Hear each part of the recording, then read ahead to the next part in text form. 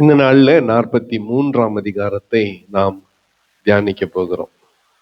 இஸ்ரவேல் ஜனங்கள் தங்களுடைய வீடுகளிலிருந்து, தேவாலயத்திலிருந்து, தேசத்திலிருந்து அருவருக்கப்படத்தக்க விக்கிரகத்தை, சீ என்று அருவருக்கப்படத்தக்க விக்கிரகத்தை விலக்கி தங்கள் பாவங்களுக்காக மனஸ்தாபப்பட்டு அவர்கள் புலம்பி தீர்த்த பின்பு ஆண்டவர் மறுபடியும் தீர்க்கதரிசிய ஆவிக்குள்ளாக்குகிறார். முதல் வசனத்துல அவர் என்னை கீழ் திசைக்கு எதிர் வாசலாகிய வாசலுக்கு அழைத்து கொண்டு போனார். கிழக்கு திசை, கீழ் திசை. இந்த வழியா தான் ஆண்டவருடைய மகா பரிசுத்த ஸ்தலத்தில் இருந்த மகிமை வாசலுக்கு வந்து, வாசல்ல இருந்து கீழ் திசையில இருக்கிற போய் ஒரு மலையில மறைஞ்சு போச்சு. ஆமா தானே? ஆதி ஆகமத்துல படிச்சோம். அப்படித்தானே? எப்ப படிச்சோம்? இந்த புக்ல தான், கொஞ்ச நாளைக்கு முன்னால. நான் இன்னைக்கு சொன்ன ஆண்டவர் கோச்சின்னு போயிட்டாரு. அவரை வைக்க வேண்டிய இடத்துல விக்கிரகத்தை வச்சதுனால அவருடைய மகிமையை விலக்கி கொண்டார்னு சொன்னேன். இப்போ இவர்கள் மறுபடியும் தங்கள் பாவங்களை விட்டொழித்தபடியால் கீழ் திசையிலிருந்து ஆலயத்துக்கு வந்தார், வாசலுக்கு. 4ஆம் வசனத்தை வாசிக்கலாம். கர்த்தருடைய மகிமை கீழ் திசைக்கு எதிரான வாசல் வழியாய் ஆலயத்துக்குள் பிரவேசித்தது. கைகளை தட்டி ஆண்டவருக்கு ஒரு let's invite back. ஆண்டவர் கூட கோச்சுக்குவாருன்னா அவர் ரொம்ப கோச்சுக்குவார். அவர் மீட்கப்படும் நாளுக்கென்று நீங்கள் பெற்ற பரிசுத்த ஆவியை துக்கப்படுத்தாதிருங்கள்னு அவரை பத்தி சொல்லுகிறது. அது பரிசுத்த ஆவியானவரை பத்தி. பிதாவை பத்தி எப்படின்னா, அவரு எரிச்சல் உள்ள தேவன். எப்ப எரிச்சல் வரும்னா ஒரே ஒரு விஷயத்துக்கு தான். எப்ப அவரனை விட்டுட்டு வேற தெய்வத்தின் பின்னால போறியோ அப்ப மட்டும்தான் அவருக்கு எரிச்சல் வரும். அவர் எரிச்சல் உள்ள தேவன், எப்பவுமே டென்ஷன் ஆக்குற தேவன் இல்ல. அவர் அன்புள்ளவர், அன்பே உருவானவர். God is love. அவர் அன்பே உருவானவர். இந்த வீழ்ச்சி அடைந்த மனிதர்களை ரட்சிக்க தம்முடைய ஒரே பேரான குமாரனை சிலுவையிலே மரிப்பதற்காக கொடுத்தவர். அவர் அன்பின் மறு உருவம். ஆனா அவருக்கு ஒரே ஒரு விஷயம் பிடிக்காது. அது என்னன்னா, விக்கிரகத்தின் பின்னால தம் ஜனங்கள் போறது அவருக்கு பிடிக்காது. இவர்களோ சென்றார்கள். அதனால இவர்களை பாபிலோனியர்களுக்கு அடிமைகளாக விட்டுவிட்டார். இப்போ அவர்கள் மறுபடியும் மனம் திருந்தினதினால் மறுபடியும் விலகி போன கர்த்தருடைய மகிமை இப்ப எங்க வந்துருச்சு? தேவாலயத்துக்கு வந்துருச்சு. 5ஆம் வசனத்துல, அப்பொழுது ஆவி என்னை எடுத்து உட்பிரகாரத்திலே கொண்டு போய்விட்டது. இதோ கர்த்தருடைய மகிமை ஆலயத்தை நிரப்பிற்று. ஹல்லேலூயா. இதுக்கு தான் தீர்க்கதரிசி ஏங்கி நின்றான். இதுக்கு தான் அவர் சொன்னதெல்லாம் செஞ்சு நின்றான். இவனா கூட பரவாயில்ல. கொஞ்சம் முன்னால எரேமியா, அவனை என்ன சொன்னாரு? சணல் நூலை தரிச்சுக்கோன்னாரு. போட்டுக்கிட்டான். அதை எடுத்துன்னு போய் ஆத்தங்கரையில ஒலிக்கி வையினாரு. ஒழிச்சு வச்சான். ஒரு 6 மாசம் கழிச்சு திரும்பி அதை எடுத்து போட்டுக்கோணும். அதெல்லாம் கெட்டு போயிட்டு இருந்துச்சு. போட முடியாத துணி மாதிரி மாறி அதை போட்டுன்னு சுத்தி நின்றான். இதெல்லாம் எதுக்காக? இதெல்லாம் எதுக்காக?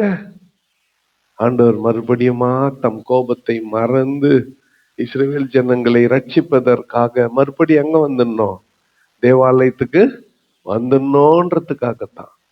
இங்க 5ஆம் வசனத்துல நம்ம பார்க்கிறோம், கர்த்தருடைய மகிமை ஆலயத்தை நிரப்பிற்று. இப்போ இந்த இந்த முறை பார்த்தா ஃபர்ஸ்ட் பட்டணத்தை காட்டினாரு, அப்புறம் தேவாலயத்தை, புது ஆலயத்தை காட்டினாரு. இந்த புது ஆலயத்தினுடைய விசேஷம் அங்க பின்னால மாடி வீடுங்களை காமிச்சார். அந்த மாடி வீடுகள்ல யார் தங்கணும்? ஆசாரியர்கள். அங்க குறிப்பா பலியெல்லாம் அங்கதான் சேர்த்து வைக்கணும். அவங்க போட்டுக்கிற ஆசாரிய ட்ரெஸ் அங்கேயே கழட்டி வச்சுட்டு வேற வஸ்திரத்தோடு ஜனங்களை சந்திக்க வரணும்னு அந்த சீக்வன்ஸ் இப்போ உள்ள வந்துட்டாரு. தேவாலயத்துக்குள்ள வந்து இங்க சுத்திகரிக்கப்பட வேண்டிய காரியங்களை குறித்து சொல்லுகிறார். என்ன நடந்துச்சு? இவர்கள் இந்த இஸ்ரவேல் ஜனங்கள் 7ஆம் வசனத்தை வாசிக்கலாம்.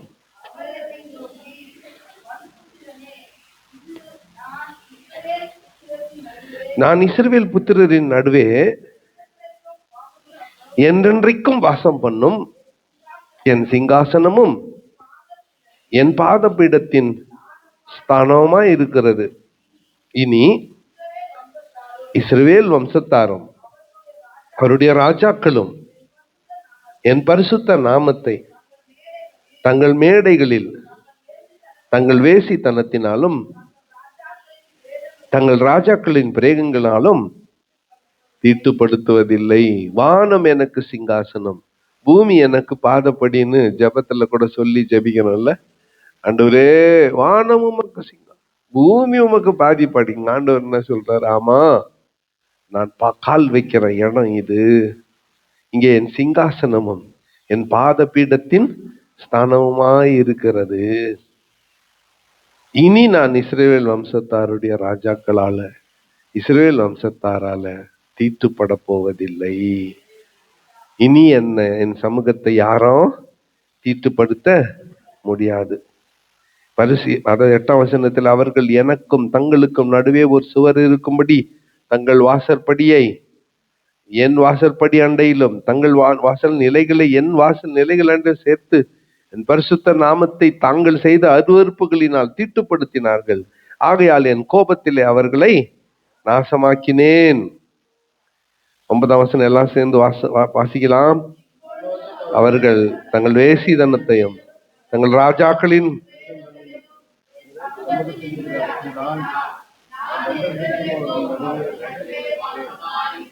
ஆமேன் விக்கிரகத்தை நீ விலக்கினால் உன்னோடு கூட நான் என்றென்றைக்கும் வாசமாய் இருப்பேன்.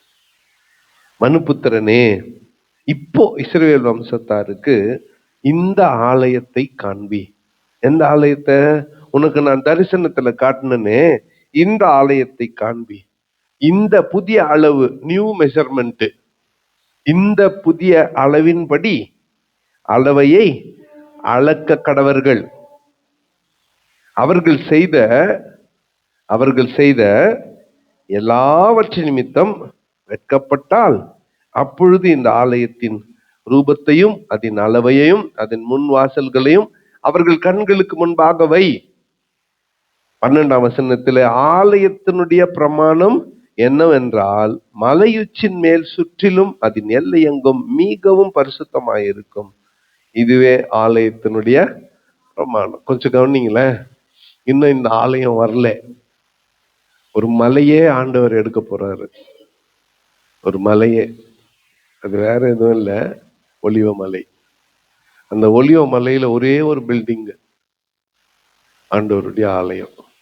அந்த மலையாடி வாரத்தை சுத்தி ஒரு சுவரு.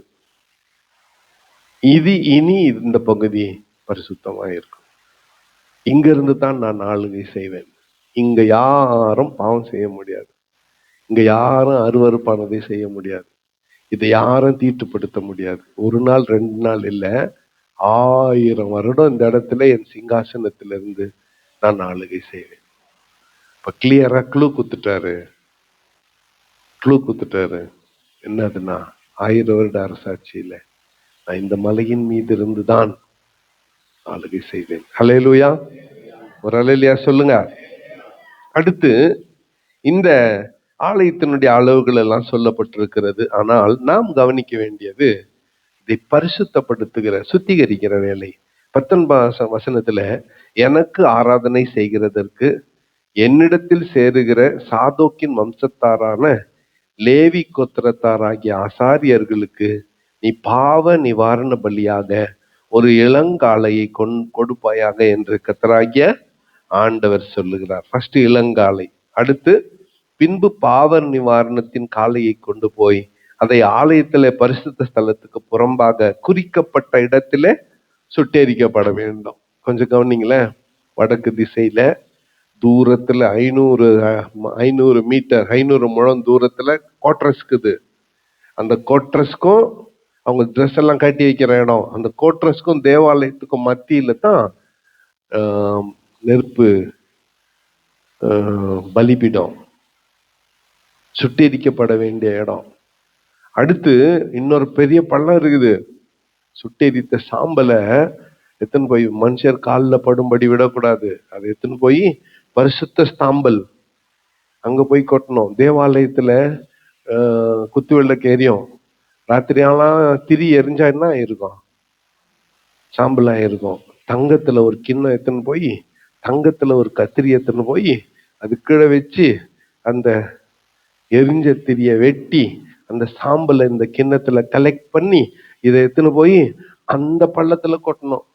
பொதுமக்கள் யாரும் அந்த பள்ளத்துக்கிட்ட போக கூடாது.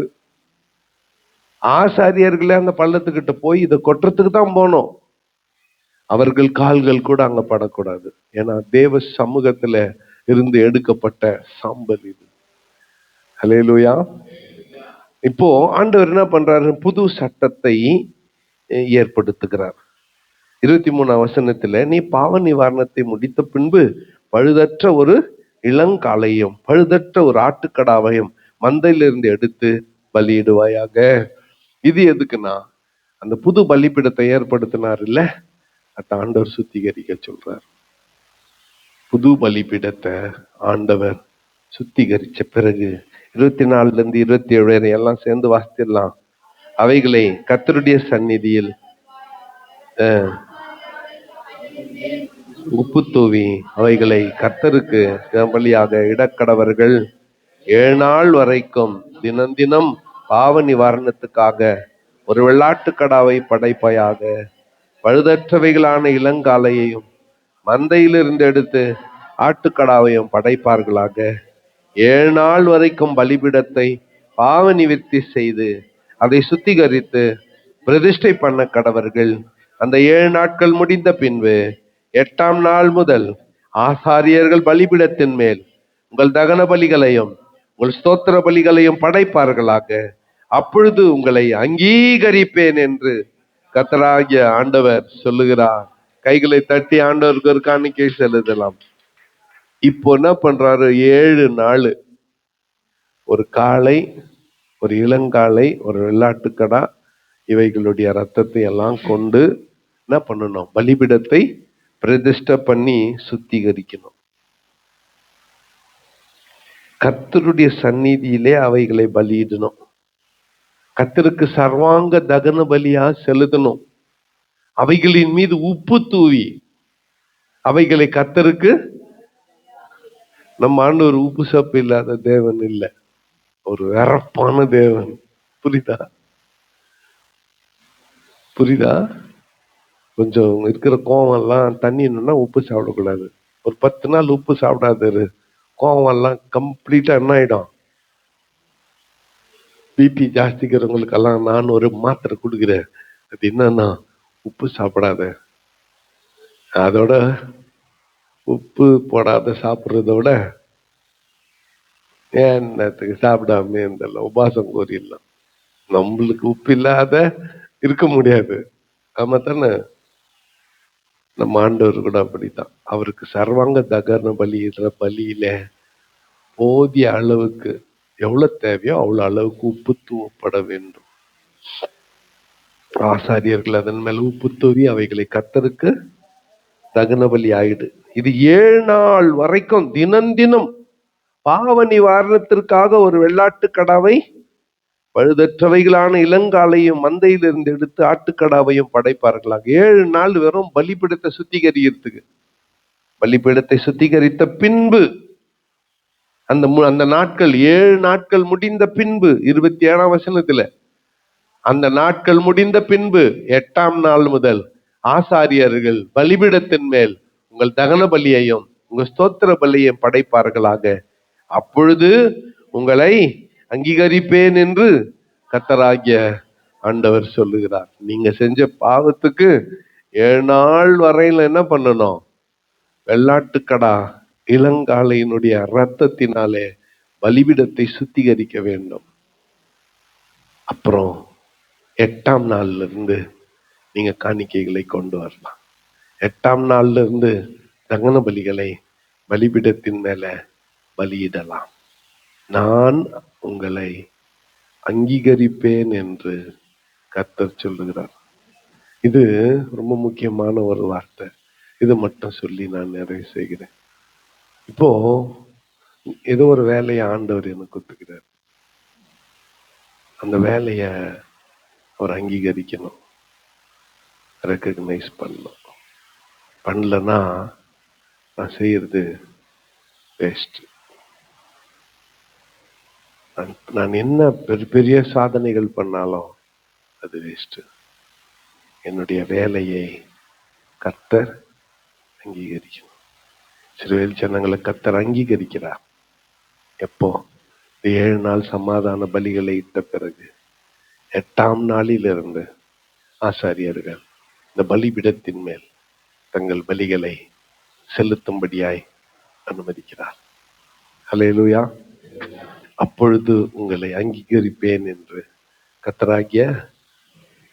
அப்போ பாவம் விலக்கப்பட்டால், விக்கிரகம் விலக்கப்பட்டால், விலகி போன கர்த்தருடைய சமூகம் வாசலுக்கு வந்து, வாசல் வழியாய் தேவாலயத்துக்கு வந்து, தேவாலயத்தா கர்த்தருடைய மகிமையால் தேவாலயம் நிறைந்திருந்தது. எப்படி? சாலமோன் தேவாலயத்தை கட்டி பிரதிஷ்டை பண்ண போது எப்படி கர்த்தருடைய மகிமையால் தேவாலயம் நிரம்பி இருந்துச்சோ, அதே மாதிரி விக்கிரகத்தை விலக்கி வைத்தால் கர்த்தர் மறுபடியும் வந்து தம்முடைய மகிமையால் தேவாலயத்தை நிரப்புகிறார். அல்லேலூயா. கர்த்தர் நம்ம அவருக்கு கீழ்ப்படிந்து அவர் சொல்படியெல்லாம் செய்த போது அவர் ஆசீர்வதிச்சார். ஆசீர்வாதம் வந்த உடனே கொஞ்சம் அப்படியே கொழுப்பேறிட்டு அப்படியே ஆண்டவர் அம்மன்னு பார்த்தோம். என்ன இப்படி பாக்குறியான்னு விலைக்கு போயிட்டாரு. மறுபடியும் ஆண்டவரே நான் செஞ்சது தவறுன்னு அவரிடத்துல வரும் பொழுது திரும்பி தம்முடைய மகிமையால் வந்து நம்மையும் நம்முடைய குடும்பத்தையும் நிரப்ப அவர் வல்லவராய் இருக்கிறார். அல்லேலூயா.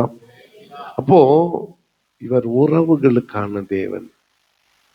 தூரத்துல இன்னும் பயப்படும்படியாக இப்படி கும்பிடு போடுற தேவன் இல்லை, உறவுகளுக்கான தேவன். இவர் உறவு வைக்க விரும்புகிறவர், ரிலேஷன்ஷிப் வைக்க விரும்புகிறவர்.